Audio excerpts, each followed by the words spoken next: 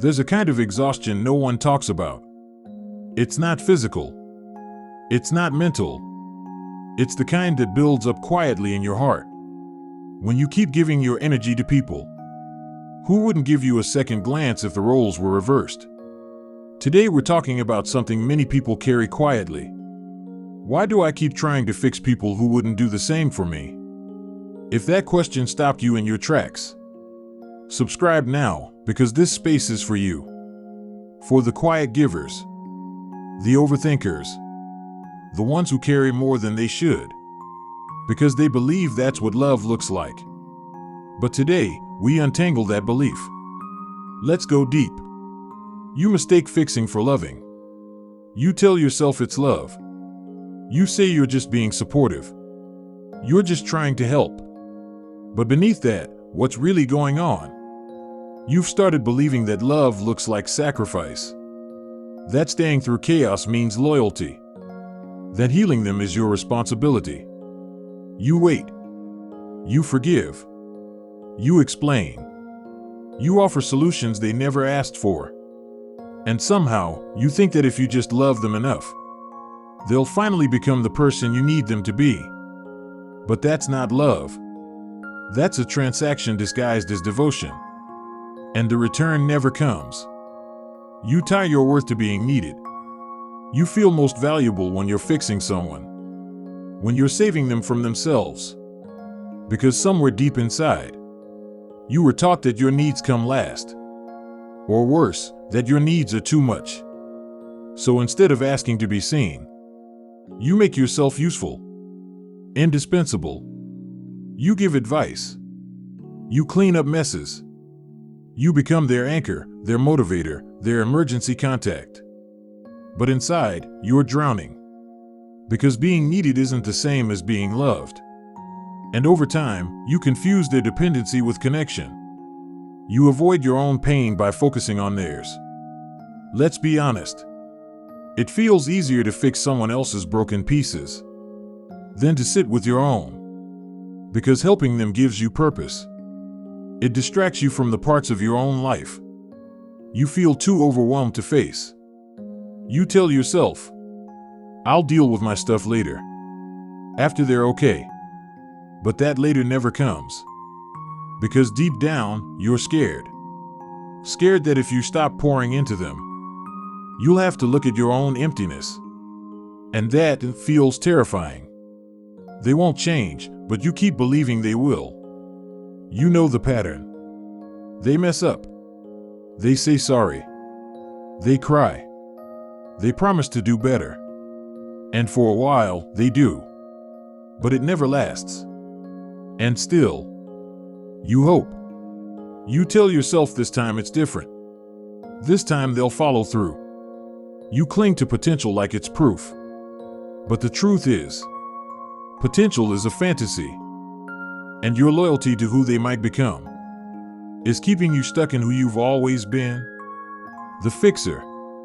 The forgiver. The quiet one hoping they'll wake up and see your worth. There comes a point where giving turns into bleeding. You start noticing how unbalanced it all feels. You show up. They disappear. You listen. They interrupt. You stretch. They shrink the moment. You never say it out loud. But the resentment builds like rust. Because love was never meant to be this heavy. And you're starting to realize you've built them up at the cost of breaking yourself down. If roles were reversed, they wouldn't show up for you. This is the hardest part to admit. If you were the one who needed saving, would they be there? Would they stay up all night to talk you down from a spiral? Would they drop everything the way you did for them? Or would they tell you to tough it out? Would they ghost you and come back only when you're smiling again? It hurts.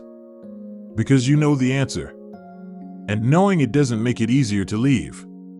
But it does make it impossible to stay the same. Now let's talk about how you start healing. The solution. 1. Separate love from obligation. You're not a bad person for wanting to help. But helping should come from love. Not guilt. Not fear. Not obligation. You are not responsible for repairing someone else's emotional wounds. Love doesn't mean fixing. Love means witnessing, supporting, encouraging, but not sacrificing your well-being to keep someone else from falling apart. Let them walk their own journey. You don't owe them your soul to prove your heart. 2. Hold space, but not responsibility.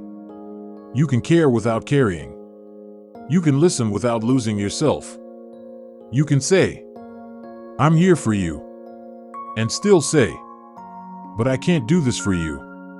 Because showing up for someone doesn't mean becoming their emotional crutch. You're not their therapist. You're not their parent. You're not their savior. You are a whole person with your own healing to do.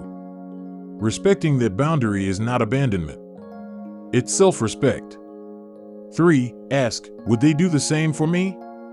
Next time you're about to overextend, ask, would they do the same for me? Not in theory. Not based on the version of them you wish existed, but based on real evidence.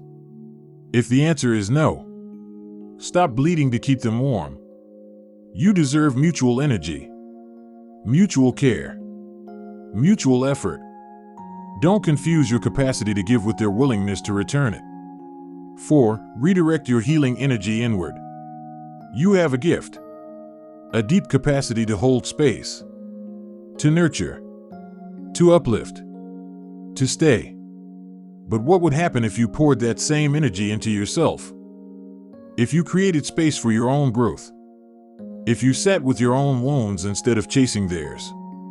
If you let yourself be the project? You become someone even you wouldn't recognize. Not because you fixed someone else, but because you finally chose you. 5. Let go of the fantasy version of them. You're not in love with who they are. You're in love with who you think they could be.